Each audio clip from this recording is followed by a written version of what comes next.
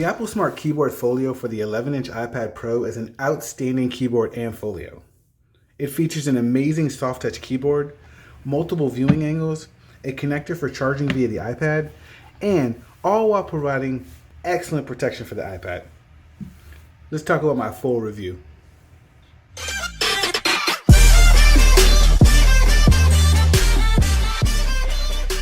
What's up everyone, it's Jason here from Red Bee Labs and welcome to the channel. If you're new to the channel, we provide in-depth reviews and unboxings for all tech. So I've been using this keyboard pretty heavily for a while now, and I'm not gonna lie, this keyboard is pretty awesome. With the addition of this keyboard, I've been able to totally replace my MacBook Pro as my daily driver. I know, I'm shocked too, but I completely replaced it. Now before we really dive in, let's go ahead and address the elephant in the room, the price. Honestly, I did not think I would spend $180 when it first came out on a smart keyboard, but my awesome wife, shout out to Janessa, convinced me to purchase it, and she's usually right, so I said, let's go ahead and do it. It turns out that the keyboard was definitely worth the price of admission. So why do I think it's worth the price? Here are my pros. Keys feel absolutely amazing, and for me just makes me want to type on them. It fits the design language of the iPad, adds no bulk to the iPad itself, looks nice and does not look like a keyboard is even on the device. Extremely durable. The shortcuts on the keyboard are awesome.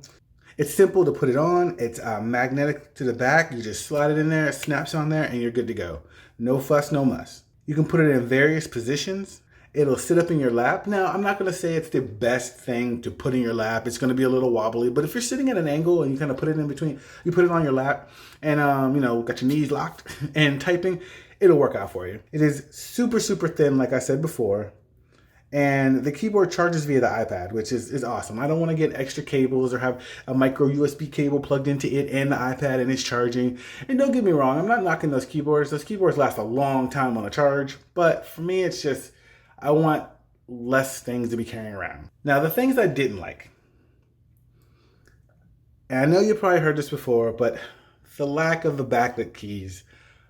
I'm not saying I go into a dark room and shut off all the lights and then start typing, but sometimes you just want a little ambient glow behind the keys so you can, find and see what you're doing. Is it a game changer? Is it going to make me not use the keyboard? No, but it'd just be something that was really nice. I'm hoping in the next iteration we will get one. And the last thing is, and as you guys know, I'm not the biggest artist in the world. I dabble, but I don't draw all the time. But there's no position for drawing or just for just laying it down so that you can hold it at that angle, So, I know it's nitpicky, but still. The wrap up. So would I recommend this keyboard? Hell yeah.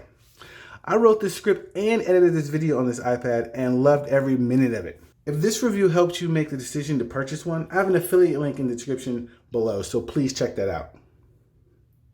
Before I go, I'd really appreciate it if you'd go ahead and hit the like button, leave me a comment or two, share this video with anyone who could gain some value from it, and last, click the subscribe button and the notification bell so you don't miss out when new videos are released.